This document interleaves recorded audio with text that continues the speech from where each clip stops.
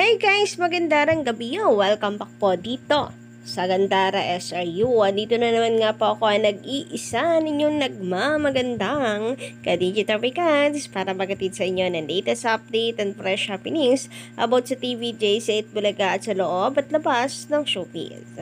And for today's video or for tonight's video na po, ang ating pag-uusapan ay patungkol nga po dito sa maugong na pinag-uusapan ngayon sa social media about sa It's Showtime na lilipat ng GMA. Marami po kasi ang hindi makapaniwala na pumayag ang management ng ABS-CBN na lumipat sila sa GMA. Pero ininyo, kanila pong main na noon time show ililipat po sa main channel ng GMA7. So parang hindi na siya noon time show ng ABS. Noon time show na ng GMA7. Kaya hindi po makapaniwala yung iba.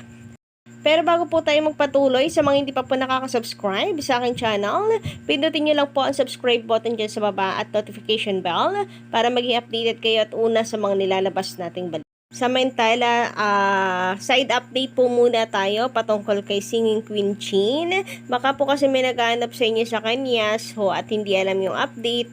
Mukhang napilayan po kasi si Singing Queen Chin kaya wala po siya sa Itbulaga. Anyway, hope na makarecover po agad siya kasi meron pong naghahanap at nakakamiss sa kanya. Samantala, nais ko naman batiin si Miles Ocampo ng happy second year anniversary. Actually, hindi pa ngayon, pero malapit na po ang second year anniversary ni Miles bilang isang Darry Cats. Kaya naman kasama na kanyang mga fans, nais din po natin siyang batiin ngayong gabi. Happy second anniversary advance sa legit Darry Cats, Miles Ocampo. And sa update nga po ni Miles sa kanyang social media account, makikita po ninyo dito, may ipinadala ang kanya pong mga fans sa kanya bilang greetings.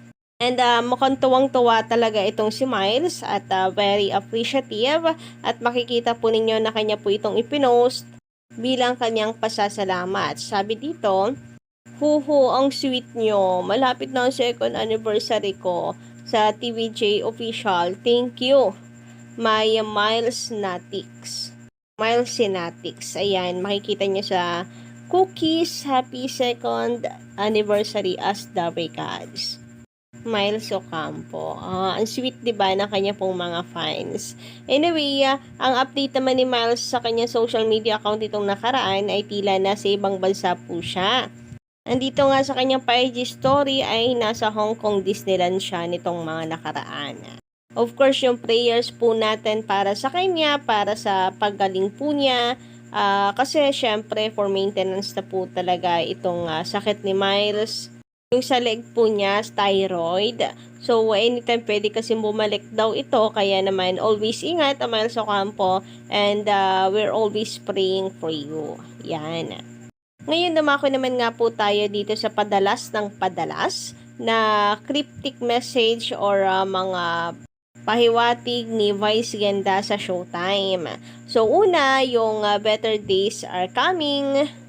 Ganon, and then ngayon naman, meron daw siyang nabalitaan mula sa management. Basta ano daw yon.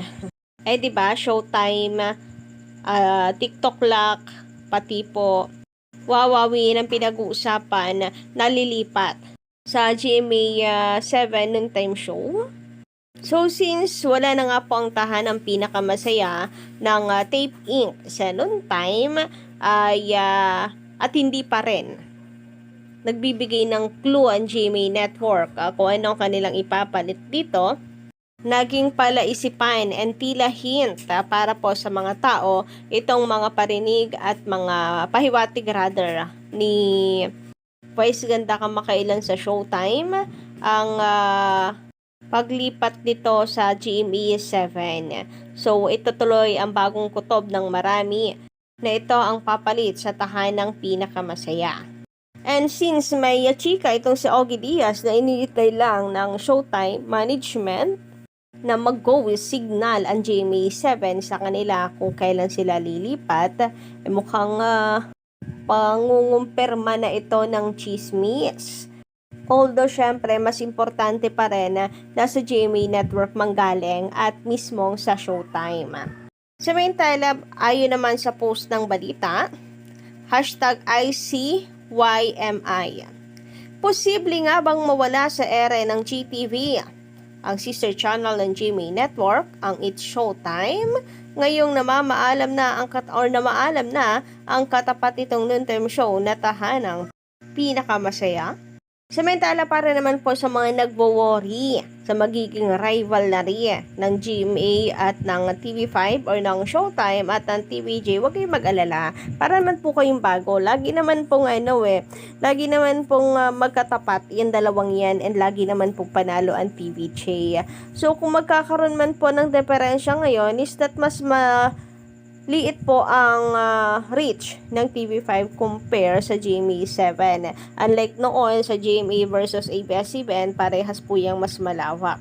'Di ba? Kumbaga ay hindi pantay ngayon ang basihan para po sa ratings.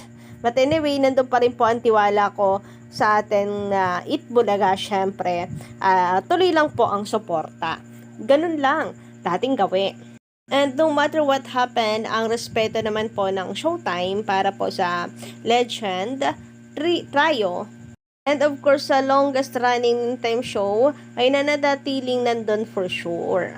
Baka nga kaya po merong It's sa simula po ng pangalan ng Showtime ay dahil inspirasyon or naging ano po nila ang Itbulaga. 'Di ba? Parehas po yung simula ng kanila pong title. Huwag po kayo masyadong magpapadala sa mga sinasabi ng mga, alam nyo na, mga tape panatiko na kung saan ay katapusan na ng Itbulaga. So, para naman po kayong bago, laging magkatapat ang Showtime at Itbulaga. Samantala, pag-usapan naman po natin ang komento ni Miss Noli and Adriano. Magandang gabi, Sir or Miss Noli. Hindi talaga nila pinaalam nung management na sila halos host ang producer ng EB dahil kapag nalaman ng viewers or audience nila, sila pa mamumuhunan dyan. Maaari walang tumangkilik na mga produkto inilalabas nila sa programang EB sa kadahilan ng may kasong kinakaharap. Hindi yan na tatangkilikin lalo na mga pambatang commercial. Kahit naman bago pa magsimula ang kaso ni Romeo Haloshos, hindi talaga visible o binabanggit ang name ni Haloshos. Kahit sa ending ng Itbulaga dati makikita mo mga name ng cameraman, editor, music by executive producer at director. Wala ang name ng mga Haloshos. Wala sa kanya o wala sa kamay ng TVJ ang maniobra ng kung anong dapat ilabas. Yan ay nasa management na nakakataas at yon ang mga Haloshos. Sa madaling salita, sila mismo ang nagtago ng katotohanan sa mga tao at hindi TVJ. So hindi nga po talaga ata pwede si Romeo Haloshos since alam niyo naman po yung kanyang kaso, no? Then, baka nga makasira din ang reputasyon ng EB kapag nalamang ex-convict ang may-ari, ganon. Kaya maaring ito ay kanila rin ng choice na wag ilabas sa screen yung pangalan nila. So, hindi naman nga kasalanan ng TVJ o ng mga tao na sa Itbulaga nagpapasalamat, hindi po sa mga Haloshos. Sabi naman dito ni Roberto Recodo, Karen Ace Troop ang inaabangan ko dyan. First time niya sa actingan pero panoodin ko lahat ng letter special ng Itbulaga. We're the same, Sir Roberto Recodo. Nako, abangan natin yan. Malapit na po. Sabi naman ng isa pa po nating commentor, wala siyang username, sayang, di natin po siya ma-shoutout. Kung hindi tinanggap ng TVJ yung offer ni Toviera, may Itbulaga pa kaya? Yun lang ang tanong. Or may Itbulaga, hindi pa. May Itbulaga kaya? Kasi for sure hindi naman po may isip ng iba yung title na Itbulaga. Tanging si Joey De Leon lang po talaga makakaisip niyan. And kung hindi TVJ ang nakuha nilang host, wala po silang Itbulaga. Baka 1 year lang. Yung title nila hindi Itbulaga, rather.